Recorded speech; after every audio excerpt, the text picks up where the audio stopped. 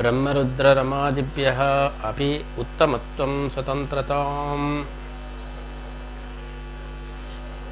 ಸರ್ವೋತ್ತಮತ್ವಾತ್ ಅಂತ ಹೇಳಿ ಅಲ್ಲಿ ಮೂಲದಲ್ಲಿ ಅವರು ಹೇಳಿದರು. ಅವರ ಮೊದಲ ಮಾತು ಸರ್ವೋತ್ತಮನಾದ್ದರಿಂದ ಮೋಕ್ಷವು ತದಧೀನವಾದ್ದರಿಂದ ಅಂತ ಹೇಳಿ ಭಗವದ್ ಅಧೀನತ್ವಾತ್ ಸರ್ವಸ್ಯ ಅಂತ ಹೇಳಿ ಹೇಳಿದರು. ಸರ್ವಸ್ಯ ಅಂದರೆ ಏನರ್ಥ? ಬ್ರಹ್ಮ ರುದ್ರ ರಮಾದಿಭ್ಯೋಪಿ ಉತ್ತಮತ್ವಂ ಸ್ವತಂತ್ರತಾಂ ಸರ್ವಸ್ಯ ತದಧೀನತ್ವಂ ಸರ್ವಸದ್ಗುಣಪೂರ್ಣತಾಂ ನಿರ್ದೋಷತ್ವಂಚ ವಿಜ್ಞಾಯ ವಿಷ್ಣೋಃ ತತ್ರ ಅಖಿಲಾಧಿಕಃ ಸ್ನೇಹೋ ಭಕ್ತಿರಿತಿ ಪ್ರೋಕ್ತಃ ಸರ್ವೋಪಾಯೋತ್ತಮೋ ಮತಃ ತೇನೈವ ಮೋಕ್ಷೋ ನಾನ್ಯೇನ ದೃಷ್ಟ್ಯಾದಿ ತತ್ರ ಸಾಧನಂ. ಭಕ್ತಿ ಅಂತೇಳಿ ಹೇಳಿದರೆ ಸರ್ವೋತ್ತಮತ್ವ ಜ್ಞಾನಪೂರ್ವಕವಾದದ್ದೇ ಭಕ್ತಿ ಅಂತ. ಇಲ್ಲಿ ಏನೇ ಹೇಳಿಕ್ಕೆ ಹೊರಟದ್ದು? ಅಂತಿಮವಾಗಿ ಭಗವಂತನನ್ನು ತಲುಪೋದು ಭಕ್ತಿ. ಜ್ಞಾನಾದಿಗಳೆಲ್ಲ ಆ ಭಕ್ತಿಗೆ ಪೂರಕ ಅಂತ ಹೇಳಿದರು. ಅದರ ಸಮರ್ಥನೆಗೆ ಈ ಪ್ರಮಾಣವನ್ನು ತೋರಿಸ್ತಾ ಇದ್ದಾರೆ. ಈ ಪ್ರಮಾಣದಲ್ಲಿ ಏನು ಹೇಳ್ತಾ ಇದ್ದಾರೆ? ಸ್ನೇಹೋ ಭಕ್ತಿ ರೀತಿ ಪ್ರೋಕ್ತಃ ಅಂತೇಳಿ ಆ ಸ್ನೇಹಕ್ಕೆ ಪೂರಕವಾಗಿ ಈ ಜ್ಞಾನ ಇರಬೇಕು. ಎಂಥ ಜ್ಞಾನ ಇರಬೇಕು? ಸರ್ವೋತ್ತಮತ್ವ ಜ್ಞಾನ ಸ್ನೇಹದ ಹಿನ್ನೆಲೆಯಲ್ಲಿ ಇರಬೇಕು ಹೊರತು ಭಕ್ತಿ ಎಂಬುದು ಕೊನೆಗೆ ಸ್ನೇಹ ರೂಪವಾದದ್ದೇ ಆಗಿದೆ ಅಂತ ಹೇಳಿ ಭಕ್ತಿಯೇ ಅಂತಿಮ ಸಾಧನ ಅಂತೇಳಿ ತಿಳಿಸ್ತಾ ಇದ್ದಾರೆ. ಸರ್ವೋಪಾಯೋತ್ತಮೋ ಮತಃ, ಎಲ್ಲ ಉಪಾಯಗಳಲ್ಲಿ ಉತ್ತಮವಾದಂಥ ಉಪಾಯ ಯಾವುದಂದರೆ ಭಗವಂತನಲ್ಲಿ ಸ್ನೇಹ. ಆದ್ದರಿಂದ ಕೇವಲ ಸ್ನೇಹದಿಂದಲೂ ಕೂಡ ಸಂತುಷ್ಟನಾಗಬಹುದು, ಜ್ಞಾನಪೂರ್ವಕವಾದಂತಹ ಸ್ನೇಹದಿಂದಲೂ ಕೂಡ ಸಂತುಷ್ಟನಾಗಬಹುದು. ಆದ್ದರಿಂದ ಸ್ನೇಹ ಎಂಬುದು ಅದು ಭಗವಂತನ ಪ್ರೀತಿಗೆ ಕಾರಣ. ಕೇವಲ ಜ್ಞಾನದಿಂದ ಸಂತುಷ್ಟನಾಗುವುದಿಲ್ಲ, ಆದರೆ ಕೇವಲ ಸ್ನೇಹದಿಂದ ಸಂತುಷ್ಟನಾಗಬಹುದು. ಕೇವಲ ಜ್ಞಾನಪೂರ್ವಕವಾದ ಸ್ನೇಹದಿಂದಲೂ ಸಂತುಷ್ಟನಾಗಬಹುದು. ಆದ್ದರಿಂದ ಈಗ ಪ್ರಾಣಿಗಳೆಲ್ಲ ನಮ್ಮನ್ನು ಪ್ರೀತಿಸ್ತೇವೆ, ನಾವು ಸಂತುಷ್ಟರಾಗಿ ಅದಕ್ಕೆ ಕೊಡ್ತೇವೆ. ಅಲ್ಲಿ ಜ್ಞಾನಪೂರ್ವಕತೆ ಇಲ್ಲ. ಪ್ರಾಣಿಗಳಿಗೆ ನಾವು ಯಾವುದು ನಮ್ಮ ಮಹಿಮೆ ಏನು ಯಾವುದು ಗೊತ್ತಿಲ್ಲ, ಆದರೂ ಕೂಡ ನಾವು ಜಡಭರತ ಜಿಂಕೆಯನ್ನು ಪ್ರೀತಿಸ್ತಾ ಇದ್ದ. ಜಿಂಕೆ ಅದೇನು ಜಡಭರತನ ಮಹತ್ವವನ್ನು ತಿಳ್ಕೊಂಡು ಇಂತಹ ದೊಡ್ಡ ಜ್ಞಾನಿಗಳು ಅಂತ ಸ್ನೇಹ ಮಾಡ್ತಾ ಇರಲಿಲ್ಲ.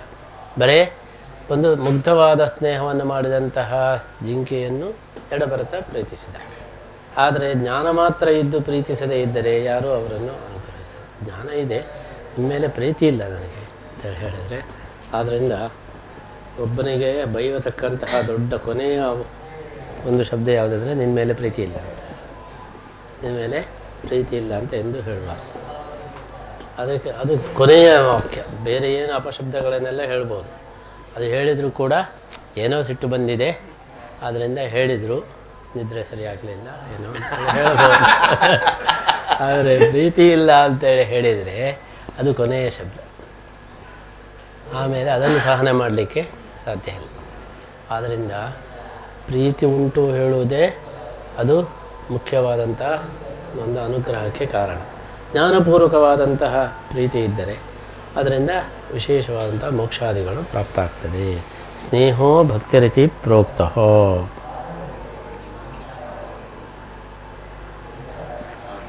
ಅಖಿಲಾಧಿಕ ಸ್ನೇಹ ಪರಮೇಶ್ವರ ಭಕ್ತಿರ್ನಾಮ ಅದು ನಿರಂತರ ಅಪ್ರತಿಬದ್ಧ ಪ್ರೇಮ ಪ್ರವಾಹ. ಸ್ವಾತ್ಮ ಆತ್ಮೀಯ ವಸ್ತುಭ್ಯ ಅಧಿಕ, ಸ್ವಾತ್ಮಾತ್ಮೀಯ ಸರ್ವವಸ್ತುಭ್ಯ ಅಧಿಕ. ಎಲ್ಲಕ್ಕಿಂತಲೂ ಹೆಚ್ಚು ತನ್ನ ಮೇಲೆ ತನಗೆ ಎಷ್ಟು ಪ್ರೀತಿ ಇದೆಯೋ ಅದಕ್ಕಿಂತಲೂ ಜಾಸ್ತಿ ದೇವರ ಮೇಲೆ ಪ್ರೀತಿ ಇದ್ದರೆ ಅದಕ್ಕೆ ಭಕ್ತಿ. ಕೇವಲ ಪ್ರೀತಿ ಇದ್ದರೆ ಭಕ್ತಿ ಅಲ್ಲ. ತನ್ನ ಮೇಲೆ ತನಗೆ ಎಷ್ಟು ಪ್ರೀತಿ ಉಂಟು ಅದಕ್ಕಿಂತಲೂ ಪ್ರೀತಿ ಜಾಸ್ತಿ ಭಗವಂತನಲ್ಲಿದ್ದರೆ ಅದಕ್ಕೆ ಭಕ್ತಿ ಅಂತೇಳಿ ಹೆಸರು. ಆದ್ದರಿಂದ ಅಂಥ ಭಕ್ತಿಯಿಂದ ಮಾತ್ರ ಭಗವಂತ ಒಲಿತಾನೆ. ಸ್ನೇಹೋ ಭಕ್ತಿರಿತಿ ಪ್ರೋಕ್ತಃ ಸರ್ವೋಪಾಯೋತ್ತಮೋ ಮತಃ. ಉಪಾಯ ಅಂತೇಳಿ ಹೇಳಿದರೆ ಏನರ್ಥ? ಭಗವಂತನನ್ನು ಉಪಾಯದಿಂದ ಗೆಲ್ಲಬೇಕು. ನಾವು ಸಾಮಾನ್ಯವಾಗಿ ಉಪಾಯ ಅಂತೇಳಿ ಹೇಳಿದರೆ ಟ್ರಿಕ್ಸ್ ಅಂತೇಳಿ ಹೇಳ್ತೇವೆ. ಉಪಾಯದಿಂದ ಅವನನ್ನು ಗೆಲ್ಲಬೇಕು ಅಂತ ಹೇಳಿ. ಉಪಾಯ ಅಂತೇಳಿ ಹೇಳಿದರೆ ಏನರ್ಥ ಅಂದರೆ ಕಾರಣ ಅಂತ ಒಂದರ್ಥ, ಹೆಚ್ಚು ಬೆನಿಫಿಟ್ ಉಳ್ಳಂಥ ಕಾರಣ ಅಂತೇಳಿ ಅರ್ಥ. ಉಪ ಆಯ. ಉಪ ಅಂದರೆ ಶ್ರೇಷ್ಠ, ಆಯ ಅಂದರೆ ಲಾಭ. ಆದ್ದರಿಂದ ಉಪಾಯ ಶಬ್ದದ ಅರ್ಥ ಅಂದರೆ ಹೆಚ್ಚು ಲಾಭ ಉಳ್ಳದ್ದು ಅಂತ. ಅದು ಯಾಕೆ ಅಂತ ಹೇಳಿದರೆ, ಸ್ನೇಹಕ್ಕೆ ಏನು ಖರ್ಚು ಮಾಡಬೇಕಾಗಿದೆ. ಆದ್ದರಿಂದ ಸ್ನೇಹದಿಂದ ಹೋಲಿಸಿಕೊಳ್ಳೋದು ಉಂಟಲ್ವ, ಅದು ಬಹಳ ಸುಲಭವಾದದ್ದು, ಹೆಚ್ಚು ಲಾಭ ಉಳ್ಳದ್ದು. ನಾವು ಅದಕ್ಕೋಸ್ಕರ ತುಂಬ ಖರ್ಚು ಮಾಡಿ ಹೋಲಿಸಿಕೊಳ್ಳುವುದಕ್ಕಿಂತ ಬರೀ ಸ್ನೇಹವನ್ನು ಸೋಲಿಸಿದರೆ ಸಾಕು, ಅದರಿಂದ ವಿಶೇಷ ಅನುಗ್ರಹ ಆಗ್ತದೆ. ಆದ್ದರಿಂದ ಉಪಾಯಗಳಲ್ಲಿ ಅತ್ಯಂತ ಶ್ರೇಷ್ಠವಾದಂಥ ಉಪಾಯ ಅಂದರೆ ಸ್ನೇಹ. ಸರ್ವೋಪಾಯವೂ ಉತ್ತಮ. ಬೇರೆ ಬೇರೆ ಉಪಾಯಗಳಿದೆ, ಆದರೆ ಸ್ನೇಹದ ಎದುರುಗಡೆ ಯಾವ ಉಪಾಯವೂ ಕೂಡ ಸರಿಯಲ್ಲ. ಆದ್ದರಿಂದ ಉಪಾಯದಿಂದ ಅಂದರೆ ಏನರ್ಥ, ಶ್ರೇಷ್ಠ ಅಧಿಕವಾದ ಲಾಭ ಉಳ್ಳದ್ದು ಪ್ರೀತಿ. ಆದ್ದರಿಂದಲೇ ಪ್ರೀತಿಯನ್ನು ಮಾಡಿದರೆ ಎಂದೂ ಕೂಡ ನಷ್ಟ ಇಲ್ಲ. ಪ್ರೀತಿ ಮಾಡಿ ನಷ್ಟ ಹೊಂದಿದವರಿಲ್ಲ. ಮತ್ತು ನಿಜವಾದ ಪ್ರೀತಿ ಅಲ್ಲದೇ ಇದ್ದಂಥ ಪ್ರೀತಿಯನ್ನು ಮಾಡಿ ನಷ್ಟವನ್ನು ಹೊಂದಬಹುದು. ನಿಜವಾದ ಪ್ರೀತಿಯನ್ನು ಮಾಡಿ ಎಂದೂ ನಷ್ಟ ಇಲ್ಲ. ದ್ವೇಷದಿಂದ ನಷ್ಟ ಕಟ್ಟಿಟ್ಟದ್ದು. ದ್ವೇಷವನ್ನು ಮಾಡಿದರೆ, ಈಗ ದ್ವೇಷದಿಂದ ನಾವು ಒಂದು ಕಟ್ಟಿಗೆಯಿಂದ ಹೊಡೆದೆವು, ನಮ್ಮ ಕೈಗೂ ನೋವಾಯಿತು, ಕಟ್ಟಿಗೆ ಲಾಸ್ ಆಯಿತು, ಅವನ ಬೈಗಳು ಬೇರೆ ಬಂತು. ಏನು ನಷ್ಟ ಇಲ್ಲದೆ ಹೋದರೂ ಕೂಡ ಒಂದು ಕಟ್ಟಿಗೆ ಹೋಯಿತು, ಕೈಗೆ ಬಿತ್ತು, ಅವನದು ಅವಾಚ್ಯ ಶಬ್ದಗಳು ಬಂತು. ಆದರೆ ಒಂದು ಪ್ರೀತಿಯಿಂದ ಮಾಡಿದರೆ ಅವನ ಪ್ರೀತಿಯನ್ನು ತೋರಿಸದೇ ಇರಬಹುದು, ಆದರೆ ನಷ್ಟ ಏನಿಲ್ಲ, ಬಂದರೆ ಲಾಭ ಮಾತ್ರ. ಆದ್ದರಿಂದ ಸ್ನೇಹ ಎಂಬುದು ಯಾವಾಗಲೂ ಕೂಡ ಪ್ರೀತಿಯೂ ಲಾಭದಾಯಕವಾಗಿದೆ. ಮತ್ತು ದ್ವೇಷ ಎಂಬುದು ಅದು ನಷ್ಟಕ್ಕೆ ಕಾರಣವಾಗಿದೆ. ಜಗತ್ತಿನಲ್ಲಿ ಎರಡೇ ಪಾಲಿಸಿ ಇರೋದು, ಒಂದು ಲಾಭ ನಷ್ಟಗಳು, ಎರಡನೇದ್ದು ವಾಸ್ತವಿಕತೆ ಅವಾಸ್ತವಿಕತೆ. ಲಾಭ ನಷ್ಟಗಳಿಂದ ಹಿಂದೆ ಹೋಗುವವರು ರಾಜಕಾರಣಿಗಳು. ಲಾಭ ಇದ್ದರೆ ಸಾಕು, ಏನಾದರೂ ಬರಲ್ಲ. ಯಾವ ಒಮ್ಮೆ ಬೈದವರು ಈಗ ಚೆನ್ನಾಗಿ ಬೈದಿರ್ತಾರೆ, ಮತ್ತು ಅವರನ್ನೇ ಮಾಡಿ ಮತ್ತು ಆವಾಗೆಲ್ಲ ಯಾವಾಗ ಲಾಭ ಇದೆ ಆವಾಗ ಫ್ರೆಂಡ್ಸ್. ಯಾವಾಗ ಲಾಭ ಇಲ್ಲೋ ಬೈಯುವುದಕ್ಕೂ ಕೂಡ ಲಾಭ, ಸ್ನೇಹಕ್ಕೂ ಕೂಡ ಲಾಭ ನಷ್ಟದಿಂದ ಹೋಗೋದು ಒಂದು. ಮತ್ತು ಸತ್ಯಾಸತ್ಯದಿಂದ ಹೋಗೋರು, ಸತ್ಯಾಸತ್ಯದ ಹಿಂದೆ ಹೋದವರು ಅವರು ವ್ಯವಹಾರದಲ್ಲಿ ಬದುಕೋದು ಕಷ್ಟ. ಆದ್ದರಿಂದ ಲಾಭ ನಷ್ಟಗಳು, ಸತ್ಯಾಸತ್ಯಗಳು ಇದನ್ನು ಸಮತೋಲನ ಮಾಡಿಕೊಂಡು ಹೋದರೆ ಆವಾಗ ಅವರು ಜಯಿಸ್ತಾರೆ. ಲಾಭ ನಷ್ಟಗಳು ಬೇಕು, ಹಾಗಂತ ಬರೀ ಲಾಭ ನಷ್ಟಗಳು ಅಲ್ಲ, ಹಾಗೆ ಸತ್ಯಾಸತ್ಯಗಳು ಬೇಕು. ಹಾಗಂತ ಬರೀ ಸತ್ಯಾಸತ್ಯಗಳನ್ನು ಮಾತ್ರ ನಂಬಿದರೆ ಆವಾಗ ನಮಗೆ ನಷ್ಟಗಳೇ ಜಾಸ್ತಿ ಆಗ್ತದೆ. ಆದ್ದರಿಂದ ಆ ಸಂದರ್ಭದಲ್ಲಿ ಇದು ಎರಡನ್ನು ಲಾಭ ನಷ್ಟಗಳು, ಸತ್ಯಾಸತ್ಯಗಳು ಇದನ್ನು ಹೊಂದಿಕೊಂಡು. ಆವಾಗ ಒಂದು ಪ್ರಶ್ನೆ ಬಂದಿತ್ತು, ವಾಜಪೇಯಿ ಸರ್ಕಾರ ಮಾಡುವಾಗ ಈ ಲಾಲು ಪ್ರಸಾದ್ ಯಾದವ್ ಮೊದಲಾದವರನ್ನೆಲ್ಲ ಸೇರಿಕೊಂಡು ಆ ಮೇವು ಹಗರಣದಲ್ಲಿ ಇದ್ದವು ಅವನು, ಲಾಲು ಪ್ರಸಾದ್ ಯಾದವ್ ಮೇವು ಮೇದವನು ಅವನನ್ನು ಇಟ್ಟುಕೊಂಡು ಇವರು ಸರ್ಕಾರ ಮಾಡಬೇಕು. ಅವರ ವಿರುದ್ಧವಾಗಿ ಇವರೆಲ್ಲ ಮಾತಾಡಿದವರು, ಮತ್ತು ಅವನದ್ದೇ ಸಪೋರ್ಟ್ ತಗೊಂಡು ಸರ್ಕಾರ ಮಾಡೋದಂದರೆ ಏನು, ಇವರಿಗೆ ಏನು ಮೌಲ್ಯ ಇಲ್ವಾ ಅಂತ. ಆವಾಗ ವಾಜಪೇಯಿಯವರು ಏನು ಯೋಚನೆ ಮಾಡಿದರು, ಸರಿ ಅವನ ಸಪೋರ್ಟ್ ಇಲ್ಲದ್ರೆ ಸರ್ಕಾರವೇ ಇಲ್ಲ, ನಮಗೆ ಇನ್ನೂ ಒಳ್ಳೆಯ ಕೆಲಸ ಮಾಡಲಿಕ್ಕೆ ಸಾಧ್ಯವೇ ಇಲ್ಲ. ಅವನದು ಸಪೋರ್ಟ್ ತಗೊಳ್ಳೋದು ತಪ್ಪು ಹೌದು, ಆದರೆ ಸಪೋರ್ಟ್ ತಗೊಳ್ಳದೆ ಹೋದರೆ ನಮಗೆ ಸರ್ಕಾರನೇ ರಚನೆ ಮಾಡಲಿಕ್ಕಾಗಲಿಲ್ಲ. ಸರ್ಕಾರ ರಚನೆ ಮಾಡದೆ ಹೋದರೆ ನಾವು ದೇಶಕ್ಕೆ ಒಳ್ಳೆಯದನ್ನು ಮಾಡಲಿಕ್ಕೆ ಆಗೋದಿಲ್ಲ. ಅವಕಾಶನೇ ತಪ್ಪಿಕೊಳ್ತೇವೆ, ಅಂತೋಲನೆ ಮಾಡಬೇಕು. ಆವಾಗ ಮೌಲ್ಯಗಳ ಹಿಂದೆ ಹೋದರೆ ಅವನ ಮುಖವನ್ನು ನೋಡಬಾರ್ದು. ಆವಾಗ ಏನಾಗ್ತದೆ, ನಾವೇನು ಮಾಡಲಿಕ್ಕೂ ಆಗೋದಿಲ್ಲ, ಬರೇ ಮೌಲ್ಯಗಳು ಅಂತೇಳಿ ಅದರ ಹಿಂದೆ. ಅದಕ್ಕೋಸ್ಕರ ಅವನ ಸಪೋರ್ಟನ್ನು ಪಡೆದು ಜಾಸ್ತಿ ನಾವು ಒಳ್ಳೆಯ ಕೆಲಸವನ್ನು ಮಾಡಿದರೆ ಅಲ್ಲಿ ಅದು ಸಮತೋಲನ ಬರ್ತದೆ. ಹಾಗಂತ ಎಲ್ಲ ಭ್ರಷ್ಟರದ್ದು ತಗೊಳ್ಳೋಣ ಅದೆಲ್ಲ. ಸಂದರ್ಭ ಬಂದಾಗ ತೂಕ ಮಾಡಿ ಸಪೋರ್ಟ್ ತಗೊಂಡದ್ರಿಂದ ನಾವು ಮಾಡುವ ಒಳ್ಳೆಯದು ಜಾಸ್ತಿಯೋ, ಸಪೋರ್ಟ್ ಬಿಟ್ಟರೆ ನಮಗೆ ಆಗುವ ಹಾನಿ ಜಾಸ್ತಿಯೋ. ಅದಕ್ಕೋಸ್ಕರ ಅಂತಹ ಸಂದರ್ಭದಲ್ಲಿ ಎಷ್ಟು ಬೇಕೋ ಅಷ್ಟೇ ಸಪೋರ್ಟನ್ನು ತಗೊಳ್ಳೋದು. ಅದಕ್ಕಿಂತ ಜಾಸ್ತಿ ತಗೊಳ್ಳೋಣ. ಅದೇ ಸಮುದ್ರ ಮಥನದ ಸಂದೇಶ. ಸಮುದ್ರದ ಮಥನದ ಸಂದೇಶ ಏನು? ಅವರನ್ನು ದೈತ್ಯರನ್ನು ಇಟ್ಟುಕೊಂಡೇ ಸಮುದ್ರ ಮಥನ ಮಾಡಿದ್ದು, ಬನ್ನಿ ನೀವು ಅಂತ. ಆಮೇಲೆ ಬಿಟ್ಟುಬಿಟ್ಟದ್ದು. ಅಮೃತ ಸಿಕ್ಕಿದ ಮೇಲೆ ಅವ್ರ ದೈತ್ಯರು, ಇವರು ದೇವತೆಗಳು. ಆಮೇಲೆ ಅಮೃತ ಸಿಗುವ ತನಕ ಚುನಾವಣೆಯಲ್ಲಿ ಎಲ್ಲ ದೋಸ್ತಿಗಳು. ಆಮೇಲೆ ಅಧಿಕಾರ ಅಂತ ಹೇಳಿದ್ರೆ ನೀವು ನಾವು ಬೇರೆ. ಈ ತರಹ ಮೌಲ್ಯಾಧಾರಿತವಾದಂತಹ ಲಾಭ ನಷ್ಟಗಳು, ಅದು ನಿಜವಾದಂತಹ ಇದು. ಆದ್ದರಿಂದ ಲಾಭ ನಷ್ಟಗಳನ್ನು ಮಾತ್ರ ನೋಡಬಾರದು, ಮೌಲ್ಯಾಧಾರಿತವಾದಂತಹ ಲಾಭ ನಷ್ಟವನ್ನು ನೋಡಬೇಕು. ಉಪಾಯ ಅಂತೇಳಿ ಹೇಳಿದರೆ ಲಾಭ ನಷ್ಟಗಳನ್ನು ಇಟ್ಟುಕೊಂಡು ಇರತಕ್ಕಂಥ ಮೌಲ್ಯ, ಅದು ಸ್ನೇಹ. ಸ್ನೇಹದ ಮುಖಾಂತರ ಭಗವಂತನನ್ನು ಒಲಿಸಿಕೊಂಡರೆ ನಷ್ಟ ಏನೂ ಇಲ್ಲ. ಆದ್ದರಿಂದ ಸರ್ವೋಪಾಯ ಉತ್ತಮ. ಬೇರೆ ಬೇರೆ ಉಪಾಯಗಳು ಇರ್ಬೋದು, ಅದರಲ್ಲಿ ಉತ್ತಮ ಉಪಾಯ ಇದು. ಸಾಂದ್ರಾನಂದ ಸ್ವರೂಪ ಇವ ಭಕ್ತಿರ್ ನೈವಾತ್ರ ಸಾಧನಂ. ಅದು ನಿನ್ನೆ ಹೇಳಿದೆಲ್ಲ. ಮೋಕ್ಷದಲ್ಲಿ ಇರತಕ್ಕಂತಹ ಭಕ್ತಿ ಎಂಬುದು ಸಾಧನ ರೂಪವಾದಂತಹ ಭಕ್ತಿ ಅಲ್ಲ, ಅದು ಫಲರೂಪವಾದಂಥ ಭಕ್ತಿ. ಮೋಕ್ಷಕ್ಕಿಂತ ಮೊದಲು ಇರತಕ್ಕಂಥ ಭಕ್ತಿ ಅದು ಸಾಧನ ರೂಪವಾದಂಥ ಭಕ್ತಿ, ಮೋಕ್ಷಕ್ಕೆ ಸಾಧನ ಆಗ್ತದೆ. ಮೋಕ್ಷ ಪಡೆದ ಮೇಲೆ ಮತ್ತೂ ಭಕ್ತಿಯನ್ನು ಮಾಡಿದರೆ ಅದಕ್ಕೆ ಏನು ಫಲ? ಅದು ಫಲರೂಪವಾದ ಭಕ್ತಿ ಹೊರತು ಅದು ಸಾಧನ ರೂಪವಾದ ಭಕ್ತಿ ಅಲ್ಲ. ಆದ್ದರಿಂದ ಸ್ವರೂಪಭೂತವಾದಂಥ ಭಕ್ತಿ ಇದ್ದದ್ದಕ್ಕೆ ಮೋಕ್ಷ ಕೊಟ್ಟದ್ದು. ಮೋಕ್ಷ ಕೊಟ್ಟ ಮೇಲೂ ಇವನು ನನ್ನನ್ನು ಪ್ರೀತಿಸ್ತಾನೆ ಅಂತೇಳಿ ದೇವರಿಗೆ ಗೊತ್ತದ್ದಕ್ಕೆ ಮೋಕ್ಷ ಕೊಟ್ಟದ್ದು. ಮೋಕ್ಷ ಕೊಟ್ಟ ಮೇಲೆ ನಿಂದು ನನಗೇನು ಸಂಬಂಧ ಅಲ್ಲ, ನಿಂದು ಯಾಕೆ ನನಗೆ ಬೇಕು, ನಂದಾಯ್ತಲ್ವ ಅಂತ ಹೇಳಿ ಹೀಗೆ ಇದ್ದರೆ ಇದು ಮೋಕ್ಷವನ್ನೇ ಕೊಡೋದು. ಮೋಕ್ಷದಲ್ಲಿಯೂ ಕೂಡ ಎಲ್ಲರೂ ಭಕ್ತರಾಗಿರ್ತಾರೆ. ಆ ಭಕ್ತಿಯ ಉಪಯೋಗ ಏನು? ಮೋಕ್ಷ ಬಂದಾಯ್ತಲ್ವ ಹೇಳಿದರೆ ಅದು ಫಲರೂಪವಾದಂಥ ಭಕ್ತಿ, ಅದು ಸ್ವಭಾವ. ಸಾಧನಕ್ಕೋಸ್ಕರ, ಮೋಕ್ಷಕ್ಕೋಸ್ಕರ ಭಕ್ತಿಯನ್ನು ಮಾಡೋದಲ್ಲ.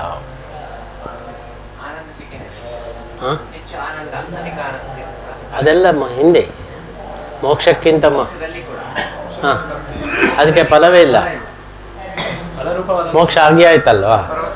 ಅಪರೋಕ್ಷ ಜ್ಞಾನ ಬಂದ ಮೇಲೂ ಕೂಡ ಭಕ್ತಿಯನ್ನು ಮಾಡುವುದು ಆನಂದಾತಿಶಯಕ್ಕೆ. ಅಪರೋಕ್ಷ ಜ್ಞಾನ ತನಕ ಭಕ್ತಿ ಎಂಬುದು ಅಪರೋಕ್ಷ ಜ್ಞಾನಕ್ಕೆ ಕಾರಣ. ಅಪರೋಕ್ಷ ಜ್ಞಾನ ಬಂದ ಕೂಡಲೇ ಕನ್ಫರ್ಮ್ ಆಯಿತು. ಕನ್ಫರ್ಮ್ ಆದಮೇಲೂ ಮತ್ತೆ ನಾವು ಪ್ರೀತಿ ಮಾಡ್ತಾ ಇದ್ದೇವೆ ಅಂತ ಹೇಳಿದರೆ ಅದು ಆನಂದಾತಿಶಯಕ್ಕೆ ಕಾರಣ. ಫಸ್ಟಿಗೆ ಲವ್ ಮಾಡೋದು ಮದುವೆ ಆಗೋದಕ್ಕೋಸ್ಕರ, ನಿಶ್ಚಯ ತಾಂಬೂಲ ಆದಮೇಲೂ ಲವ್ ಮಾಡೋದು ಆನಂದಾತಿಶಯಕ್ಕೆ, ಆಮೇಲೆ ಪ್ರೀತಿ ಮಾಡೋದು ಅದು ಆನಂದ ಸ್ವರೂಪ. ಅದು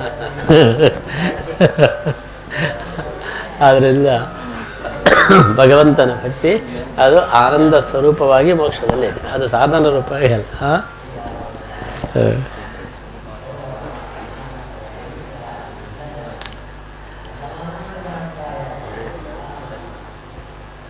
ದೃಷ್ಟ್ಯಾದಿ ತತ್ರ ತೇನೈವ ಮೋಕ್ಷ ನಾಣ್ಯೇನ ದೃಷ್ಟ್ಯಾದಿ ತತ್ರ ಸಾಧನಂ ಅಂತ ಹೇಳಿ. ದೃಷ್ಟಿ ಅಂದರೆ ಏನರ್ಥ? ಅಪರೋಕ್ಷ ಜ್ಞಾನ ಅಂತ ಅರ್ಥ. ಅಪರೋಕ್ಷ ಜ್ಞಾನವು ಭಕ್ತಿ ಅತಿಶಯಕ್ಕೆ ಕಾರಣವಾಗಿದೆ ಹೊರತು ಕೇವಲ ಅಪರೋಕ್ಷ ಜ್ಞಾನದಿಂದಲೇ ಮೋಕ್ಷ ಬರುತ್ತದೆ. ಭಕ್ತಿಯಿಂದಲೇ ಮೋಕ್ಷ ಬರುತ್ತದೆ.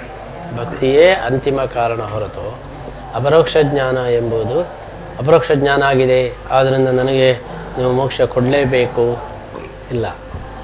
ಅಪರೋಕ್ಷ ಜ್ಞಾನ ಆಗಿದ್ದು ಒಂದು ಕಾರಣ ಅಷ್ಟೇ ಹೊರತು ಆಮೇಲೂ ನೀವು ಪ್ರೀತಿ ಮಾಡ್ತಾ ಇದ್ದೀರಲ್ವ ಅದಕ್ಕೆ ಮೋಕ್ಷ ಕೊಡು. ಅಪರೋಕ್ಷ ಜ್ಞಾನ ಆದ ಮೇಲೆ ಮೋಕ್ಷ ಫಿಕ್ಸ್ ಆಗಿದೆ. ಆದರೆ ಮೋಕ್ಷ ಮತ್ತೆ ಕೊಡುವುದು ಭಗವಂತ. ಅಪರೋಕ್ಷ ಜ್ಞಾನ ಆದಮೇಲೂ ಕೂಡ ಇವನು ಪ್ರೀತಿಸ್ತಾ ಇದ್ದಾನೆ ಅಂತೇಳಿ ಮೋಕ್ಷ ಕೊಡು. ಯಾವುದು? ಭಕ್ತಿಯ ಅತಿಶಯಕ್ಕೆ ಕಾರಣ. ಅಪರೋಕ್ಷ ಜ್ಞಾನ ಆಗುವ ತನಕ ದೇವರನ್ನು ಪ್ರೀತಿಸುವುದು, ಏನು ಮಾಡಿದರೂ ಕೂಡ ದೇವರು ಇದ್ದಾನೋ ಇಲ್ಲೋ ಎಂಬಂಥ ಸಂಶಯ ಮಧ್ಯದಲ್ಲಿ ಬಂದುಬಿಡ್ತದೆ. ದೇವರನ್ನು ನೋಡುವ ತನಕ ಭಕ್ತಿ ಇದೆ, ಆದರೆ ಮಧ್ಯದಲ್ಲಿ ಸಂಶಯ ಬರ್ತದೆ. ಎಲ್ಲ ಹೌದು, ಅವನು ಇದ್ದಾನೋ ಇಲ್ಲೋ ಅಂತ ಒಂದು ಜಸ್ಟ್ ಸಂಶಯ ಬರ್ತದೆ. ದೇವರನ್ನು ನೋಡಿದ ಮೇಲೆ ಇದ್ದಾನೋ ಇಲ್ಲೋ ಎಂಬಂಥ ಸಂಶಯ ಹೋಯಿತು. ಆವಾಗ ಅದರಿಂದ ಉತ್ತಮ ಭಕ್ತಿ ಬಂತು. ಆ ಉತ್ತಮ ಭಕ್ತಿಗೆ ಕಾರಣ ಅಪರೋಕ್ಷ ಜ್ಞಾನ. ದೃಷ್ಟ್ಯಾದಿ ತತ್ರ ಸಾಧನ. ಅಪರೋಕ್ಷ ಜ್ಞಾನ ಇದಕ್ಕೆ ಸಾಧನ, ಭಕ್ತಿ ಅತಿಶಯಕ್ಕೆ. ದೇವರನ್ನು ನೋಡಿದ ಮೇಲೆ ಇನ್ನು ದೃಢ ಭಕ್ತಿ ಮಾಡಬೇಕೋ ಬೇಡವೋ ಎಂಬುದು ಸಂಶಯ ಇಲ್ಲ. ಅಷ್ಟರ ತನಕ ಮಧ್ಯದಲ್ಲೊಂದು ಸಂಶಯ ಬರ್ತದೆ. ಎಲ್ಲ ಭಕ್ತಿ ಎಲ್ಲ ಮಾಡ್ತೇವೆ, ಕೊನೆಗೆ ದೇವರಿದ್ದಾನೋ ಇಲ್ಲೋ ಅಂತ ಒಂದು ಸಂಶಯ ಬಂದುಬಿಡ್ತದೆ. ನೋಡಿದ ಮೇಲೆ ಆ ಸಂಶಯ ಇಲ್ಲ. ಮತ್ತೆ ಮಾಡತಕ್ಕಂಥ ಭಕ್ತಿಯಲ್ಲಿ ದೇವರಿದ್ದಾನೋ ಇಲ್ಲೋ ಎಂಬಂತಹ ಒಂದು ಸಂಶಯ ಇಲ್ಲದೆ ಹೋದ್ರಿಂದ ಧೈರ್ಯದಿಂದ ದೃಢವಾಗಿ ಬರ್ತದೆ.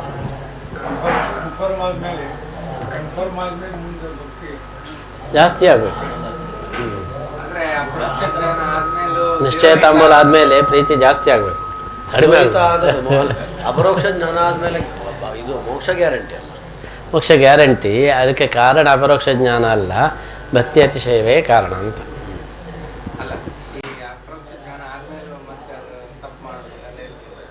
ಇದ್ದೇ ಇದೆ, ಅದು ಇದ್ರೂ ಕೂಡ ಅದಕ್ಕೆ ಆನಂದ ಅತಿಶಯಕ್ಕೆ ತಪ್ಪು ಅವನ ಸ್ವಭಾವದಿಂದ, ಕರ್ಮಗಳೆಲ್ಲ ಇದ್ದೇ ಇದೆ ಅಲ್ವಾ. ಕರ್ಮದ ಫಲವನ್ನು ಬಿಟ್ಟು ಅವನು ಹೋಗಲಿಕ್ಕೆ ಸಾಧ್ಯವೇ ಇಲ್ಲ. ಅಪರೋಕ್ಷ ಜ್ಞಾನ, ಪ್ರಾರಬ್ಧ ಕರ್ಮಗಳೆಲ್ಲ ಇದೆ. ಆ ಪ್ರಾರಬ್ಧ ಕರ್ಮದಿಂದ ತಪ್ಪುಗಳನ್ನು ಮಾಡಿಯೇ ಮಾಡ್ತಾನೆ. ಆಮೇಲೆ ಅದನ್ನು ಪರಿಮಾರ್ಜನೆ ಮಾಡಿಕೊಂಡು ಮತ್ತೆ ಪುನಃ ಮೋಕ್ಷಕ್ಕೆ ಹೋಗ್ತಾನೆ. ಇಲ್ಲ ಅಂದರೆ ಅಪರೋಕ್ಷ ಜ್ಞಾನ ಆದ ತಕ್ಷಣ ಮೋಕ್ಷ ಆಗಿರಬೇಕು. ಮೋಕ್ಷವನ್ನು ಡಿಲೇ ಮಾಡಿದ್ದು ಯಾಕೆ? ಒಂದು ಉಳಿದದ್ದೆಲ್ಲ ಬಾಕಿದ್ದೆಲ್ಲ ಇತ್ಯರ್ಥ ಮಾಡಿಕೊಂಡು ಬರಲಿ ಅಂತ ಹೇಳಿ ಮಾಡಿದ್ದು. ಈಗ ಅಪರೋಕ್ಷ ಜ್ಞಾನ ಆದಮೇಲೆ ಈಗ ಮತ್ತೊಂದು ಜನ್ಮ ಬೇಕು. ಅವನಿಗೆ ಯಾವ ಜನ್ಮ?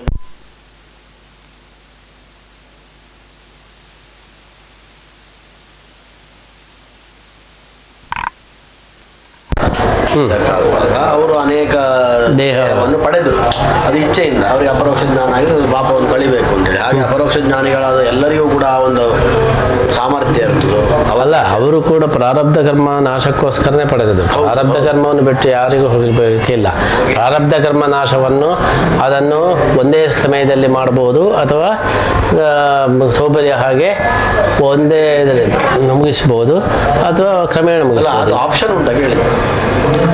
ಆಪ್ಷನ್ನು ಕೆಲವರಿಗೆ ಮಾತ್ರ, ಋಷಿಗಳಿಗೆ. ಅದು ಅವರ ಸಾಮರ್ಥ್ಯಕ್ಕೆ ಮಾತ್ರ. ಈಗ ಸಾಲವನ್ನು ಒಂದೇ ಇದರಲ್ಲೇ ತೀರಿಸ್ಬೋದು, ಅಥವಾ ಅದರ ಕಂತು ಪ್ರಕಾರನೇ ಮಾಡಿ ಅದನ್ನು ತೀರಿಸ್ಬೋದು. ಅವರು ಒಂದೇ ಇಡಗಂಟಿನಲ್ಲಿ ತೀರಿಸಿಬಿಟ್ರು, ಬೇಗ ಹೋಗೋಣ. ಉಳಿದವರು ಕ್ರಮೇಣ ಅದನ್ನು ತೀರಿಸ್ಬೋದು.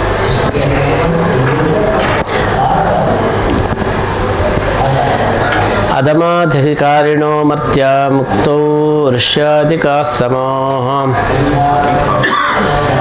ಅಧಿಕಾರಯುತ್ತಮ ದೇವಾಃ ಪ್ರಾಣತತ್ರೋತ್ತಮೋತ್ತಮಃ ನೈವ ದೇವ ಪದಂ ಪ್ರಾಪ್ತ ಬ್ರಹ್ಮದರ್ಶನವರ್ಜಿತೋ ತಿರೋಹಿತಂ ತಥಾಪ್ಯೇತೆ ಶೃಣ್ವಂತಿ ಕ್ರೀಡಯಾ ತವ ಬಹುವಾರಂ ತದಭ್ಯಾಸಾತಿರೋ ಭಾವೋಪಿ ನೋ ಭವೇತ್ ಯಥಾ ವ್ಯಾಸಾನುಶಿಷ್ಟಾನಾಂ ದೇವಾನಾಂ ಶತ್ರಜನ್ಮನಾಂ ಪಾರ್ಥಾನಾಂ ಅತಿರೋಧಾನಂ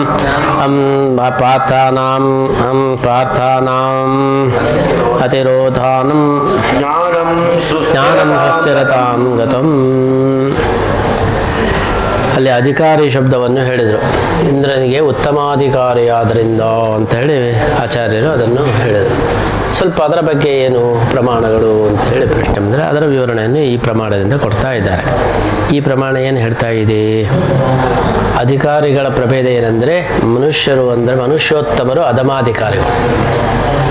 ಮೋಕ್ಷದಲ್ಲಿ ಕೊನೆಯ ಹಿಂದುಳಿದ ವರ್ಗದವರು ಅಂದರೆ ಮನುಷ್ಯೋತ್ತಮರು, ಆಮೇಲೆ ಋಷ್ಯಾದಿಗಳು, ಆಮೇಲೆ ದೇವತೆಗಳು.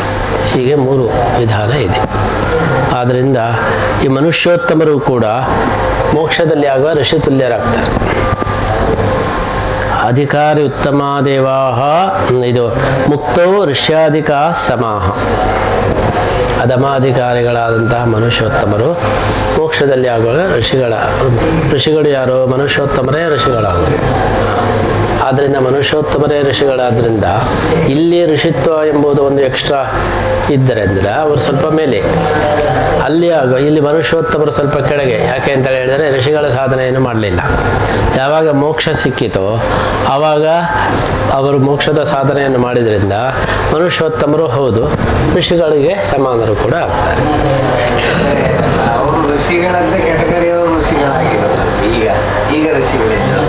ಈಗ ಋಷಿಗಳಿದ್ದರು, ಮನುಷ್ಯೋತ್ತಮರೇ ಋಷಿಗಳಾದದ್ದು.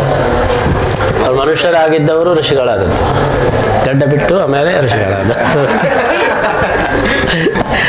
ಋಷಿಗಳು ಹುಟ್ಟುವಾಗ ಯಾರು ಗಡ್ಡ ಇಟ್ಕೊಂಡು ಹುಟ್ಟುವುದಿಲ್ಲ. ದೊಡ್ಡವರಾದ್ಮೇಲೆ ಗಡ್ಡ ಬರಲಿಕ್ಕೆ ಶುರು ಮಾಡಿದ್ಮೇಲೆ ಆಮೇಲೆ ಗಡ್ಡವನ್ನು ಬಿಟ್ಟ ಮೇಲೆ ಋಷಿಗಳಾಗ್ಲಿಕ್ಕೆ ಶುರು ಆಗ್ತಾರೆ. ಮೊದಲವರು ಹುಟ್ಟಿದ್ದು ಮನುಷ್ಯರಾಗಿ ಹುಟ್ಟಿದ್ದು.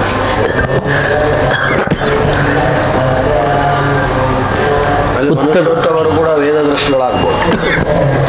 ಅದೇ ಧ್ಯಾನದಿಂದ ತಪಸ್ಸಿನಿಂದ ಆಗ್ಬೋದು. ಈಗ ಮೋಕ್ಷರಾದವರೆಲ್ಲರೂ ವೇದದೃಷ್ಟವಲ್ಲ ಆಗಲೇಬೇಕು. ಅಪರೋಕ್ಷ ಜ್ಞಾನಿಗಳಾಗಿರ್ಬೇಕು ಅಷ್ಟೇ. ಅಪರೋಕ್ಷ ಆಗಿರ್ಬೇಕು ಅಷ್ಟೇ. ಉತ್ತಮಾಧಿಕಾರಿಗಳೆಂದರೆ ದೇವತೆಗಳು. ಅದರಲ್ಲಿ ವಾಯುದೇವರು ಉತ್ತಮೋತ್ತಮಾಧಿಕಾರಿಗಳಾಗಿದ್ದಾರೆ. ಇಲ್ಲ, ದೇವ ಋಷಿಗಳು ಬೇರೆ. ದೇವ ಋಷಿಗಳು ನಾರದರಾದಿಗಳು. ಮನುಷ್ಯ ಋಷಿಗಳು ಬೇರೆ. ಋಷಿಗಳು ದೇವತೆಗಳು ಮನುಷ್ಯರು ಎಂಬುದು ಕೆಟಗರಿ. ಋಷಿ ಎಂಬುದು ಸಾಧನೆಯಾಯಿತು.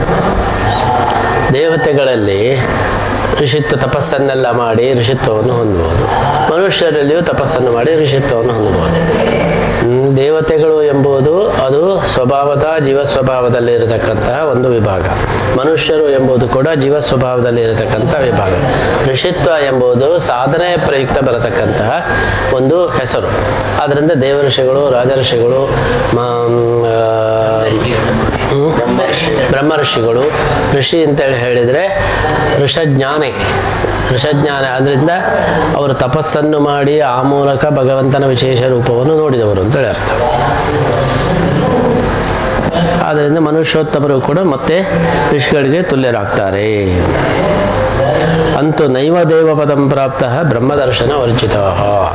ಬ್ರಹ್ಮದರ್ಶನ ಆಗದೇ ಇದ್ದವರಿಗೆ ದೇವಪದ ಬರಲಿಕ್ಕೆ ಸಾಧ್ಯವೇ ಇಲ್ಲ. ದೇವತೆಗಳ ಪದವಿ. ಆಜಾನಜ ದೇವತೆಗಳು, ಕರ್ಮಜ ದೇವತೆಗಳು, ಇವರಿಗೆಲ್ಲರಿಗೂ ಕೂಡ ಅಪರೋಕ್ಷ ಜ್ಞಾನ ಆಗಿದೆ. ನಿತ್ಯಾಪರೋಕ್ಷಗಳು ಸಹಜ ದೇವತೆಗಳು. ಕರ್ಮದಿಂದ ದೇವತ್ವವನ್ನು ಹೊಂದಿ ಮಾಡಿತ್ತು. ದೇವತ್ವವನ್ನು ಕರ್ಮದಿಂದ ಹೊಂದಿ ಆಮೇಲೆ ಅಪರೋಕ್ಷ ಜ್ಞಾನ ಪಡೆದು ಅವರು ದೇವತೆಗಳು ಅಂತ. ಈಗ ಲೋಕಸಭೆಯಲ್ಲಿ ಚುನಾವಣೆಯಲ್ಲಿ ಗೆದ್ದು ಬಂದಂತಹ ಎಂಪಿಗಳು, ನಾಮಕರಣ ಮಾಡಿದಂತಹ ಎಂಪಿಗಳು, ಹೀಗೆ ಬೇರೆ ಬೇರೆ ರೀತಿಯಿಂದ ಎಂಪಿಗಳಾಗ್ತಾರೆ. ಆದ್ದರಿಂದ ಅದೇ ರೀತಿ ಚುನಾವಣೆಯಿಂದ ಗೆದ್ದು ಬಂದವರು ನಿಜವಾದಂಥ ಎಂಪಿಗಳು, ನಾಮಕರಣದಿಂದ ಆದವರು ಅವರು ಎಂಪಿಗಳೇ. ಅವರಿಗೆ ಅದೇ ಸ್ಥಾನ, ಅದೇ ಗೌರವ ಉಂಟು. ಆದರೆ ಒಳಗಿನಿಂದ ಇಲ್ಲ. ಯಾಕೆಂದ್ರೆ ಚುನಾವಣೆ ಗೆದ್ದು ಬಂದವರ, ನಾಮಕರಣದಿಂದ ಬಂದವರು. ಆದ್ದರಿಂದ ತೋರಿಕೆಗೆ ಎಲ್ಲ ಒಂದೇ. ಒಳಗಿನಿಂದ ನೀವು ಎಷ್ಟಿದ್ರು ಕೂಡ ನೇರ ಬಂದವರಲ್ಲ, ನಾಮಕರಣ ಮಾಡಿ ಬಂದವರಲ್ಲ.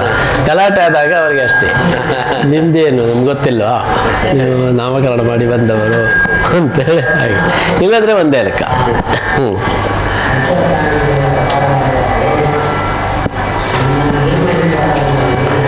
ನೈವ ದೇವಪದಂ ಪ್ರಾಪ್ತ ಬ್ರಹ್ಮದರ್ಶನವರ್ಜಿತಾ ಚಿದರೋಹಿತಂ ತಥಾಪ್ಯೇತೆ ಶೃಣ್ವಂತಿ ಕ್ರೀಡೆಯಾಥವಾ.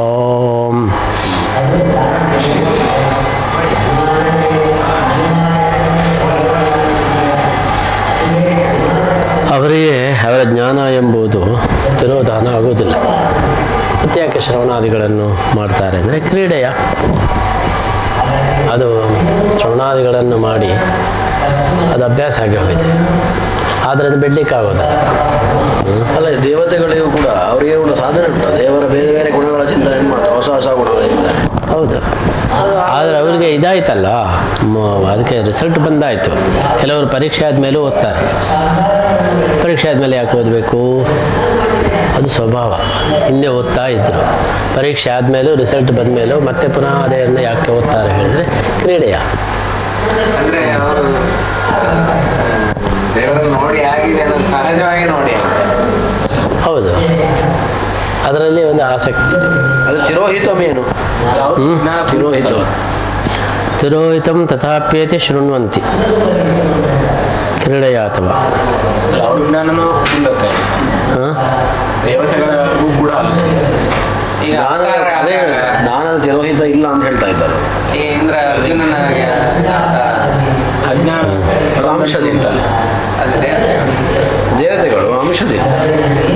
ಇಂದ್ರನ ಮೂಲ ರೂಪಕ್ಕೆ ಯಾವುದೇ ಹಾನಿ ಇಲ್ಲಲ್ಲ.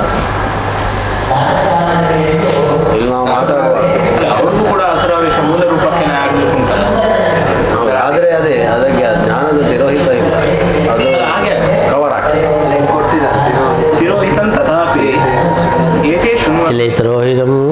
ಶೃಣ್ವಂತಿ ಅಂತುಂಟು. ತಿರೋಹಿತನಾದಂತಹ, ಇಲ್ಲಿ ಅರ್ಥ ಬರೆಯುವಾಗ ಏನು ಹೇಳಿದ್ರೆ ತಿರೋಧಾನರಹಿತನಾದಂತಹ ಬ್ರಹ್ಮನನ್ನು ಅಂತ ಬೆಳ್ತಾರೆ. ಆ ದೇವರಿಗೆ ಅದನ್ನು ಮಾಡಿದ್ದಾರೆ, ಅನ್ವಯ ಮಾಡಿದ್ದಾರೆ. ಬ್ರಹ್ಮನು ತಿರೋಧಾನ ತಿರೋಹಿತ ತಥಾಪ್ಯತೆ ಶೃಣ್ವಂತಿ ಕ್ರೀಡೆಯೋ ಅಥವಾ ಮೇಲೆ ವ್ಯಾಖ್ಯಾನ ನೋಡಬೇಕು. ಅತಿರೋಹಿತಂ ಅಂತೇಳಿ ಅರ್ಥವನ್ನು ಹೇಳ್ತಾರೆ, ಅದು ಅಲ್ಲಿರೋದು ತಿರೋಹಿತಂ ಅಂತೇಳಿ.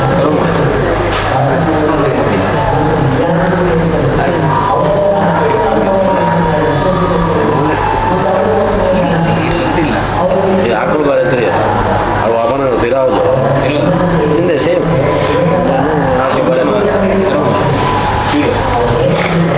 ಅಂದರೆ ಅವ್ರು ಬ್ರಹ್ಮನನ್ನು ಹೇಗೆ ಮರೆತು ಬಿಡಲಿಕ್ಕೆ ಸಾಧ್ಯ? ಬ್ರಹ್ಮನನ್ನು ಮರೆಯುವುದಿಲ್ಲ, ಆದರೂ ಸಾಧನೆಯನ್ನು ಮಾಡುತ್ತಾರೆ. ಅಲ್ಲಿ ಪಾರ್ಥಾನಾಂ ಅತಿರೋಧಾನಂ ಅಂತ ಪದಚ್ಛೇದ. ಪಾರ್ಥಾನಾಂ ಅತಿರೋಧಾನಂ ಜ್ಞಾನಂ ಸ್ವಸ್ಥಿರತಾಂ ಗತಂ. ದೇವತೆಗಳಿಗೆ ತಿರೋಧಾನ ಎಂಬುದು ಇಲ್ಲ. ತಿರೋಧಾನ ಇಲ್ಲದೆ ಹೋದರೂ ಕೂಡ ಮತ್ತೆ ಯಾಕೆ ಅವರು ಶ್ರವಣಾದಿಗಳನ್ನು ಮಾಡ್ತಾರೆ ಅಂತೇಳಿ ಹೇಳಿದರೆ, ಕ್ರೀಡೆಯ ಮತ್ತೆ ಪುನಃ ಶ್ರವಣಾದಿಗಳನ್ನು ಮಾಡ್ತಾರೆ. ಯಾವುದು ಮರೆತು ಹೋಗಿರಲಿಲ್ಲ, ಮತ್ತು ಪುನಃ ಅಭ್ಯಾಸ ಮಾಡ್ತಾರೆ. ಯಾಕೆಂದರೆ ಅದು ಒಂದು ಕ್ರೀಡೆ ಅಂತೇಳಿ ಮಾಡ್ತಾರೆ. ಅದಕ್ಕೆ ದೃಷ್ಟಾಂತ ಹೇಗೆ ಅಂತೇಳಿ ಹೇಳಿದರೆ, ಪಾಂಡವಾದಿಗಳು ಶ್ರವಣಾದಿಗಳನ್ನು ಮಾಡ್ತಾರೆ. ಪಾಂಡವಾದಿಗಳು ಶ್ರವಣಾದಿಗಳನ್ನು ಯಾಕೆ ಮಾಡ್ತಾರೆ? ಅವರು ದೇವತೆಗಳಲ್ವಾ. ವೇದವ್ಯಾಸ ದೇವರು ಯಥಾ ವ್ಯಾಸಾನುಶಿಷ್ಟಾನಾಂ ದೇವಾನಾಂ ಅತಿರೋಧಾನ, ಆದರೂ ಕೂಡ ಕ್ರೀಡೆಗೋಸ್ಕರ ಶ್ರವಣಾದಿಗಳನ್ನು ಮಾಡ್ತಾರೆ. ಸಾಧನೆ ಅನ್ನೋದು ಯಾವುದಕ್ಕೆ? ಇಷ್ಟಕಲ್ಪ ಸಾಧನೆ ಅಂತ ಮೋಕ್ಷಕ್ಕೆ, ಒಂದು ಪದಕವನ್ನು ಪಡೆಯಲಿಕ್ಕೆ, ಮತ್ತೊಂದು ಮೋಕ್ಷವನ್ನು ಪಡೆಯಲಿಕ್ಕೆ, ಜ್ಞಾನವೃತ್ತಿಗೆ ಎಲ್ಲದಕ್ಕೂ ಕಾರಣ ಸಾಧನೆ ಮಾಡಿ ಎಲ್ಲವನ್ನು ಪಡೆಯಬೇಕು. ಈ ಅಪರೋಕ್ಷಕ್ಕೂ ಆ ಜ್ಞಾನಕ್ಕೂ ಸಂಬಂಧ ಇಲ್ಲ. ಅಂದರೆ ಅಪರೋಕ್ಷ ಆದ ಸ್ವಭಾವ ಅಲ್ಲ, ಅವರಿಗೆ ಅರ್ಹತೆ ಅಂತ ಅರ್ಥ. ಅರ್ಹತೆ ಇದೆ, ಅರ್ಹತೆ ಇದ್ದದ್ರಿಂದ ಅದನ್ನು ಉಪಯೋಗಿಸ್ತಾರೆ. ಈಗ ಬ್ರಾಹ್ಮಣರಾಗಿ ಹುಟ್ಟಿರ್ತಾರೆ, ವೇದಾಧಿಕಾರ ಇದೆ, ವೇದವನ್ನು ಓದಿದ ಮೇಲೆ ಆ ವೇದಾಧಿಕಾರ ಪೂರ್ಣ ಆಗ್ತದೆ. ದೇವತೆಗಳಿಗೆ ಭಗವಂತನನ್ನು ನೋಡತಕ್ಕಂಥ ಅರ್ಹತೆ ಇದೆ, ಅದಕ್ಕೆ ಬೇಕಾದ ಸಾಧನೆಯನ್ನು ಮಾಡಿದ ಮೇಲೆ ಅವರಿಗೆ ದೇವತ್ವ ಎಂಬುದು ದೃಢವಾಗ್ತದೆ. ಹಾಗೆ ಅವರಿಗೆ ಅರ್ಹತೆ ಅಂತೇಳಿ ಅರ್ಥ. ತಿರೋಹಿತಂ ತಥಾಪ್ಯೇತೆ ಶೃಣ್ವಂತಿ ಕ್ರೀಡೆಯ ಅಥವಾ ಅಲ್ಲಿ ಅತಿರೋಹಿತಂ.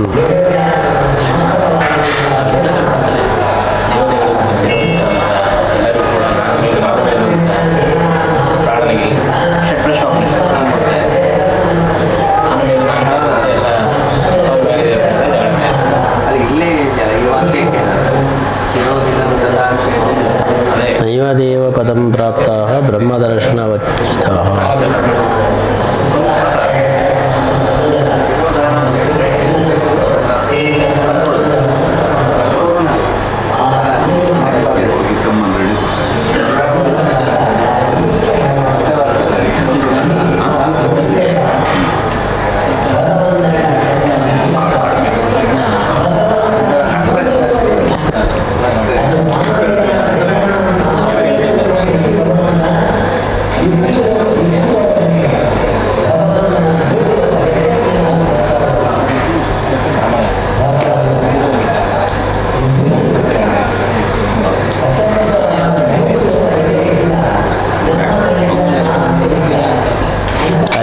ಅದಕ್ಕೆ ಕಾರಣ ಏನು ಹೇಳಿದರೆ, ದೇವತೆಗಳು ಬ್ರಹ್ಮದರ್ಶನ ವರ್ಜಿತರಾಗುವುದೇ ಇಲ್ಲ ಹೇಳಿ ಹೇಳಿದರು.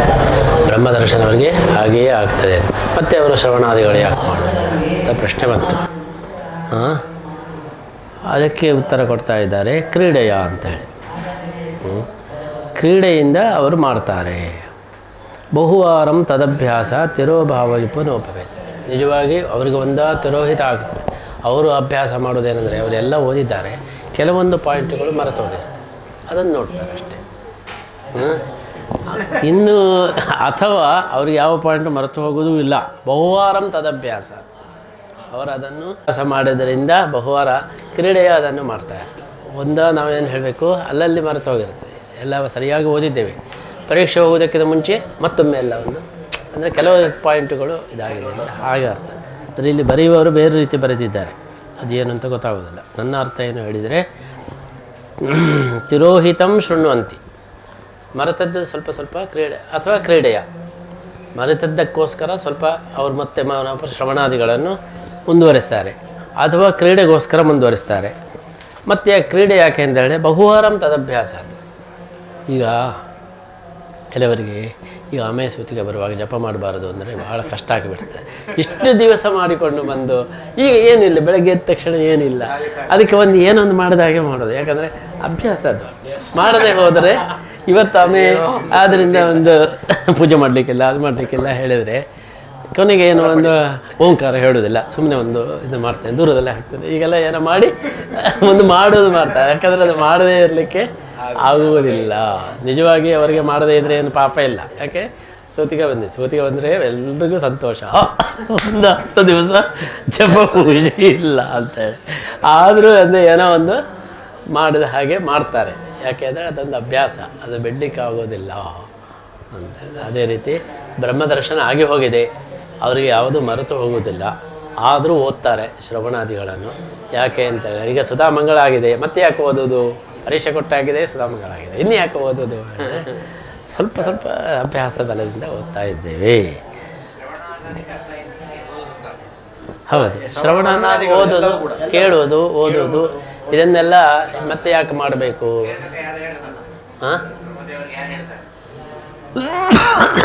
ಶ್ರವಣ ಅಂತೇಳಿ ಹೇಳಿದ್ರೆ ರೆಕಾರ್ಡ್ ಕೇಳ್ಬೋದು, ಹಿಂದೆ ಮಾಡಿಟ್ಟ.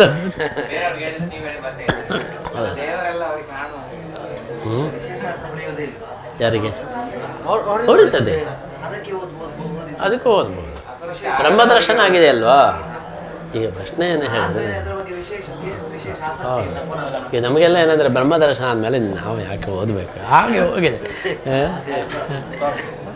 ಆದ್ದರಿಂದ ಮತ್ತೊಂದು ತೃಪ್ತಿ ಏನು ಹೇಳಿದರೆ, ನಾವು ಮನುಷ್ಯರಾಗಿ ಹುಟ್ಟಿದ್ರಿಂದ ನಾವು ಅಟ್ಲೀಸ್ಟ್ ಇನ್ನು ದೈತ್ಯರಲ್ಲಲ್ಲ, ಅಷ್ಟಾಯ್ತಲ್ಲ, ಅಷ್ಟಕ್ಕೆ ಸಾಕು ಅಂತ ಕೆಲವರಿಗೆ. ದೈತ್ಯರಾಗಿದ್ದರೆ ಇಷ್ಟು ಅವಕಾಶವೇ ಸಿಗ್ತಿರ್ಲಿಲ್ಲ. ದೈತ್ಯರಲ್ಲ, ಒಂದು ಹಾದಿಗೆ ಬರ್ತಾ ಇರಲಿಲ್ಲ. ಆದ್ದರಿಂದ ಸಂತೋಷ ಅಂದರೆ ಅಷ್ಟೇ ಸಾಕು, ನಾವು ದೈತ್ಯರಲ್ಲಲ್ಲೋ ಅಷ್ಟೇ ಸಾಕು. ಅದನ್ನು ವೇದವಾನ ಬರ್ತದೆ, ಅದಕ್ಕೆ ಬುದ್ಧ ಅವತಾರ ಆದದ್ದಲ್ವಾ, ಅದು ಬರ್ತಾ ಇದೆ. ಅಲ್ಲ, ಪ್ರಭಾವದಲ್ಲಿ ಇದ್ದ, ಆದರೆ ಒಂದು ದುಷ್ಟನಾಗಿದ್ದ, ನಾವು ಇದನ್ನು ಮಾಡ್ತಾ ಇರಲಿಲ್ಲ.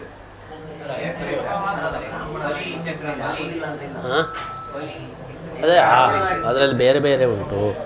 ಮೂಲತಃ ಒಳ್ಳೆಯವರಾಗಿದ್ದುಕೊಂಡು ಅಸರಾವೇಶ ಆಗ್ಬೋದು, ಅಥವಾ ಇನ್ನೊಂದು ಅಂಶವೂ ಆಗಿರಬಹುದು. ಹೀಗೆ ಬೇರೆ ಬೇರೆ ಆವೇಶ.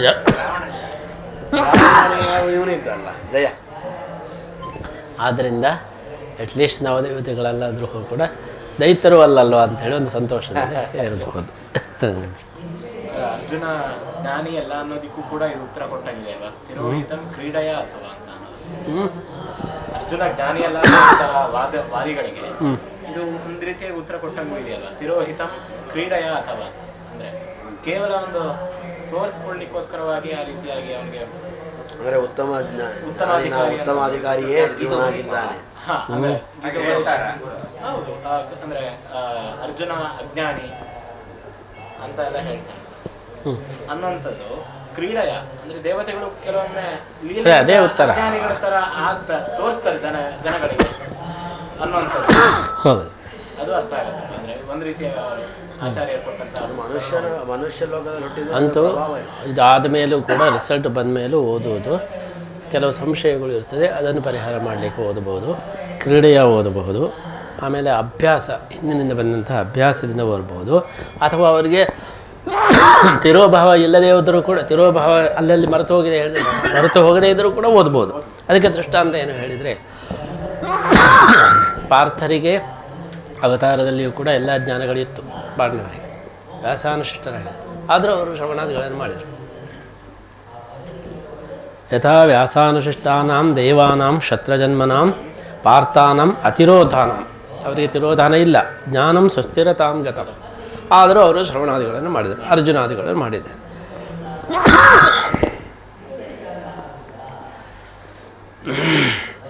ಅಸ್ಯ ದೇವಸ್ಯ ಮೀಳ್ಯಶೋ ವಯಾ ವಿಷ್ಣೋರೇಶಸ್ಯ ಪ್ರಭೃತೆ ಹವಿರ್ಭಿಃ ದೇಹಿ ರುದ್ರೋ ರುದ್ರಿಯಂ ಮಹಿತ್ವಂ ಯಾಸಿಷ್ಟಂ ಮರ್ತ್ಯರಶ್ವಿನೋ ವಿರಾವತ್. ಇನ್ನು ಭಗವಂತನ ಸರ್ವೋತ್ತಮತ್ವವನ್ನು ಪ್ರತಿಪಾದನೆ ಮಾಡತಕ್ಕಂತಹ ಶ್ರುತಿ. ಈ ಶ್ರುತಿ ಏನು ಹೇಳ್ತಾ ಇದೆ ಅಂದರೆ, ಈ ಭಗವಂತನ ಒಂದು ಯಜ್ಞವನ್ನು ಮಾಡಿದ್ರಿಂದ, ರುದ್ರದೇವರು ಯಾಗವನ್ನು ಮಾಡಿದ್ರಿಂದ ತನ್ನ ರುದ್ರ ಮಹಿಮೆಯನ್ನು ಪಡೆದರು. ಹವಿರ್ದಾನದಿಂದ ರುದ್ರ ಪದವಿಯನ್ನು ಪಡೆದರು. ಮೀಳುಷಃ ಅಸ್ಯ ದೇವಸ್ಯ ವಿಷ್ಣೋ ಯೇಷಸ್ಯ ಹವಿರ್ಭಿಃ ಪ್ರಭೃತೆ ಸತಿ ರುದ್ರಃ ರುದ್ರಿಯಂ ಮಹಿತ್ವಂ ವಿದೇ. ರುದ್ರದೇವರು ಸಕಲಾಭೀಷ್ಟವನ್ನು ಕೊಡತಕ್ಕಂತಹ ವಿಷ್ಣುವಿನ ಒಂದು ಯಾಗವನ್ನು ಹವಿಸ್ಸಿನಿಂದ ಮಾಡಿದ ಮೇಲೆ ಅವರಿಗೆ ರುದ್ರ ಪದವಿ ಸಿಕ್ಕಿತು. ಇದರಿಂದ ಏನು ಗೊತ್ತಾಗ್ತದೆ? ರುದ್ರದೇವರಕ್ಕಿಂತ ವಿಷ್ಣು ಶ್ರೇಷ್ಠ ಅಂತ ಗೊತ್ತಾಗ್ತದೆ. ಏಕೋ ನಾರಾಯಣ ಆಸೀತ್ ನ ಬ್ರಹ್ಮ ನ ಚ ಶಂಕರಃ ಸಮನಿರ್ಭೂತ್ವ ಸಮಚಿಂತಯತ್ ತತ ಏತೆ ವ್ಯಜಾಯಂತ ವಿಶ್ವೋ ವಿಷ್ಣು ಹಿರಣ್ಯಗರ್ಭೋ ಅಗ್ನಿರ್ಯಮೋ ವರ್ಣರುದ್ರೇಂದ್ರಾಃ ಇತಿ. ಇನ್ನು ಈ ಜಗತ್ತಿನ ಸ್ವಾಮಿ ಅವನು ಭಗವಂತ ನಾರಾಯಣ ಎಂಬುದಕ್ಕೆ ಇದು ಪ್ರಮಾಣ. ಯಾಕೆಂದರೆ ಎಲ್ಲರಿಗಿಂತ ಮೊದಲು ಇದ್ದವನು ನಾರಾಯಣ, ಆದ್ದರಿಂದ ಅವನೇ ಸ್ವಾಮಿ. ಎಲ್ಲರಿಗಿಂತ ಮೊದಲು ಬಂದರೆ ಸ್ವಾಮಿ ಹೇಗೆ? ಲೋಕದಲ್ಲಿ ಇರೋ ನಿಯಮೇವ. ಈಗ ಈ ಭೂಮಿ ನನ್ನದು ಅಂತ ಹೇಳಿದ್ದೇನೆ, ನಿನ್ಕಿಂತ ಮೊದಲು ನಾನು ಬಂದಿದ್ದೇನೆ, ಆದರೆ ನಂತ ಭೂಮಿಯಲ್ಲಿ ಏನು ನಿನ್ನ ಬರೀಲಿಲ್ಲ. ಮತ್ತು ಯಾರು ಮೊದಲು ಬಂದವರು ಅದು ಅವರು. ಅಮೇರಿಕಾ ಕೊಲಂಬಸ್ ಮೊದಲು ಅವನು ಬಂದವನು, ಇಡೀ ಅಮೇರಿಕಾ ಅವದ್ದಿತ್ತು. ಯಾರು ಕೇಳುವವರಿಲ್ಲ. ಕೆನಡಾದಲ್ಲಿ 10,000 ಎಕರೆ 5,000 ಎಕರೆ ಎಲ್ಲ ಮಾರ್ತಾರೆ. 10 ರೂಪಾಯಿ 20 ರೂಪಾಯಿಗೆ ಮಾರ್ತಾರೆ. ಯಾರಂದರೆ ಅದಷ್ಟು ಕೂಡ ಹಿಮಾವೃತವಾದದ್ದು. ಏನು ಮಾಡಲಿಕ್ಕೆ ಆಗೋದಿಲ್ಲ. ಬಂದದ್ದು 10 ರೂಪಾಯಿ ಲಾಭ ಅಂತ ಹೇಳಿ ಆ ಥರ. ಮೊದಲು ಬಂದವರು ಯಾರೋ ಅವರು ಅದರ ಒಡೆಯ, ಲೋಕದ ನಿಯಮ. ಆದ್ದರಿಂದ ನಾನು ಇದರ ಒಡೆಯ ಅಂತ ಹೇಳಿ ನಿನ್ನ ಮೊದಲೇ ನಾನು ಬಂದಿದ್ದೇನೆ. ನೀನು ಒಡೆಯ ಆಗಿದ್ರೆ ಮತ್ತೆ ಮೊದಲೇ ಬರಲೇಬೇಕಲ್ಲ. ನೀನು ಒಡೆಯನಲ್ಲ, ನಾನು ಮೊದಲು ಬಂದ. ಆದ್ದರಿಂದ ವಾಸ ಮಾಡುವುದೇ ಹಕ್ಕು ಸ್ಥಾಪನೆ ಜಾಸ್ತಿ. ಅದರಿಂದಲೇ ಬಾಡಿಗೆ ಇವರೆಲ್ಲ ಬರ್ತಾರೆ, ಆಸ್ತಿಯವರು. ನಾವು ನಮ್ಮ ತಂದೆ ಕಾಲದಿಂದ ಇದ್ದೇವೆ. ಈಗ ನೀವು ಅದನ್ನು ಮಾರುವುದಂದರೆ ಏನು? ನಮಗೆ ನೀವು ಮಾರಲೇಬಾರ್ದು ಅಂತ. ಅದಕ್ಕೆ ನನ್ನ ಯುಕ್ತಿಯನ್ನು ಹೇಳಿದರೆ, ನೀವು 100 ವರ್ಷದಿಂದ ಇದ್ದಿರಲ್ಲ, ಒಂದು ಪೈಸನ್ನು ಕೊಡಲಿಲ್ಲಲ್ಲ, ಅದನ್ನು ಸಹಿತವಾಗಿ ಈಗ ಕೊಡಿ. ನಾವು 100 ವರ್ಷದಿಂದ ಇದ್ದಿದ್ದರಿಂದ ಈಗ ನಮ್ಮನ್ನು ಹೇಳ್ಬೇಕಂದ್ರೆ ಏನು? ನಿಮ್ಮದು ಹಕ್ಕೇನೂ ಇಲ್ಲ, ಮತ್ತು 100 ವರ್ಷದಿಂದ ಫ್ರೀ ಇದ್ದೀರಿ, ಅದಕ್ಕೆ ಏನಾದರೂ ಸ್ವಲ್ಪ ಕೊಡಿ. ನಾವು ಎಲ್ಲಿ ಇರುತ್ತೇವೆಯೋ ಅದು ನಮ್ಮದು ಅಂತ ತಿಳ್ಕೊಳ್ಳೋಕ್ಕೆ ಶುರು ಮಾಡ್ತೇವೆ. ಮನುಷ್ಯನ ಸ್ವಭಾವ ಏನಂದರೆ, ಎಲ್ಲಿ ಹೋಗಿ ಇರ್ತೇನೆಯೋ ಅದು ನಂದು ಅಂತ ಶುರು ಮಾಡಿ ಅದಕ್ಕೆ ಹೆಚ್ಚು ಜಾಸ್ತಿ ಅಂತೇಳಿ ಅದಕ್ಕೆ ಜಾಸ್ತಿ ಹೊತ್ತು ಇರಲಿಕ್ಕೆ ಬಿಡಬಾರ್ದು. ಅರಿವು ರಾಜಕರಂತ ಯಾಕೆ ಮಾಡಿದ್ದು ಅಂತ ಹೇಳಿದರೆ, ಅವರು ಸನ್ಯಾಸಿಗಳು ಎಲ್ಲಿಯಾದರೂ ಒಂದೇ ಕಡೆ ಸೆಟ್ಲಾದರೆ ಅವ್ರಿಗೆ ಶುರುವಾಗ್ತದೆ ಇದು ನಂದು ಅಂತ. ಅದಕ್ಕೆ ಎಲ್ಲಿಯೂ ಇರುವುದಿಲ್ಲ ಹೇಳಿದ್ರೆ ನಂದು ಅಂತ ಯಾವುದಂತ. ನಾನು ಮೊನ್ನೆ ಅಲ್ಲಿದ್ದೆ ಎಲ್ಲಿದ್ದೆ ಗೊತ್ತಿಲ್ಲ, ನಂದು ಯಾವುದು ಅಂತೇಳಿ. ಅದಕ್ಕೋಸ್ಕರ ಹೌದಾ,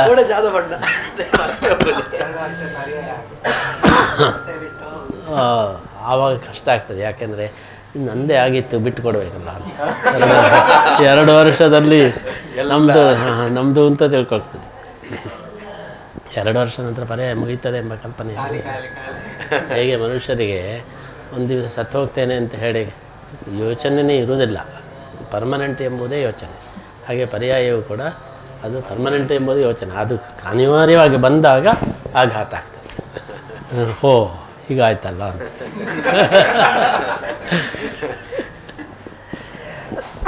ಆದ್ದರಿಂದ ನಾರಾಯಣನೇ ಈ ಜಗತ್ತಿನ ಒಡೆಯ.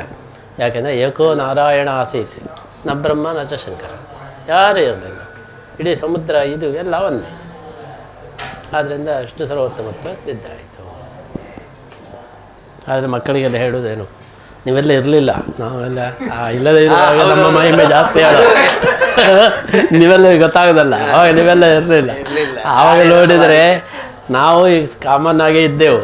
ಈಗ ಅಲ್ಲಿ ಮಕ್ಕಳು ಇಲ್ಲದೇ ಇರೋದ್ರಿಂದ ಅದರ ವೈಭವವನ್ನು ಹೇಳಿದೆ.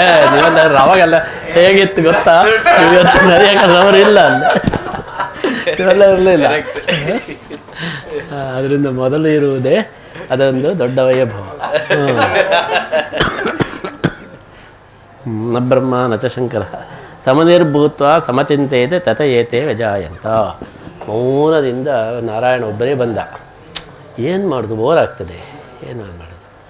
ಅದಕ್ಕೆ ಯೋಚನೆ ಮಾಡಿ ಮಾಡಿ ಕೊನೆಗೆ ಇನ್ನೂ ಹಾಗೆ ಬೇರೆಯವರನ್ನೆಲ್ಲ ಸೃಷ್ಟಿ ಮಾಡೋಣ ಅಂಥೇಳಿ ಸೃಷ್ಟಿ ಮಾಡಿದ. ಇದರಿಂದ ಉಳಿದವರೆಲ್ಲ ಅವನಿಂದ ಬಂದವರು ಎಂಬುದು ಸಿದ್ಧ ಆಗ್ತದೆ. ಸಹ ಮುನಿರ್ಭೂತ್ವ ಸಮಚಿಂತೆಯತೆ ತತಃ, ಆದ್ದರಿಂದ ಏತೆ ವ್ಯಜಾಯಂತ ವಿಶ್ವ ಹಿರಣ್ಯಗರ್ಭ ಅಗ್ನಿ ಯಮಃ ವರುಣ ರುದ್ರೇಂದ್ರ ಇತಿ. ಆದ್ದರಿಂದ ನಾರಾಯಣ ಸರ್ವೋತ್ತಮತ್ವ ಎಂಬುದು ವೇದದಿಂದ ಸಿದ್ಧ ಆಯಿತು. ಯಸ್ಸರ್ವಗುಣಸಂಪೂರ್ಣಃ ಸರ್ವದೋಷವಿವರ್ಜಿತಃ ವೇದಾಂತ ಇತಯೇವಾಲಂ ವಿಷ್ಣುರ್ಮೇವ